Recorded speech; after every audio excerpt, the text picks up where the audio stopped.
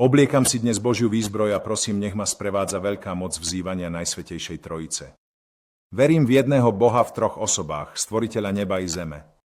Obliekam si dnes Božiu výzbroj a prosím, nech ma sprevádza moc Kristovho vtelenia a krstu, moc jeho ukrižovania, smrti a pochovania. Moc jeho zmrtvých vstania a na nebo vstúpenia, moc jeho príchodu v deň posledného súdu. Obliekam si dnes Božiu výzbroj a prosím, nech ma sprevádza moc lásky serafínov, poslušnosti anjelov, nádej na vzkriesenie a život večný. Moc modlite patriarchov, predpovedí prorokov, kázania apoštolov, viery vyznávačov, čistoty svätých panien, moc skutkov spravodlivých ľudí. Obliekam si dnes Božiu výzbroj a prosím, nech mi neuškodí, ale pomáha sila neba, svetlo slnka, jas mesiaca, nádhera ohňa, žiara blesku, prudkosť vetra, pevnosť zeme a tvrdosť skál. Obliekam si dnes Božiu výzbroj a prosím, Božia sila nech ma sprevádza, Božia moc nech ma drží, Božia múdrosť nech ma učí. Božie oko nech bdie nado mnou, Božie ucho nech ma počúva, Božie slovo nech mi dáva hovoriť, Božia ruka nech ma vedie, Božia cesta nech sa predostiera predo mnou, Boží štít nech ma kryje.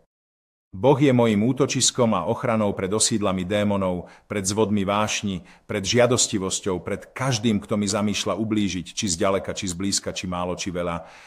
Dnes vzývam všetky tieto moci proti každej nepriateľskej nemilosrdnej sile, ktorá môže ublížiť môjmu telu a mojej duši, proti zaklínaniu falošných prorokov, proti temnému zákonu pohanstva.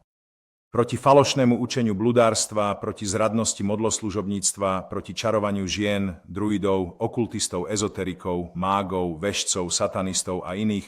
Kristus nech ma chráni pred každou otravou, pred ohňom, pred utopením, pred smrteľným zranením, aby som mohol prijať hojnú odmenu. Kristus so mnou, Kristus predo mnou, Kristus za mnou, Kristus vo mne, Kristus podo mnou, Kristus nado mnou, Kristus po mojej pravici, Kristus po mojej ľavici, Kristus v dome, v škole, v aute, práci, spoločenstve.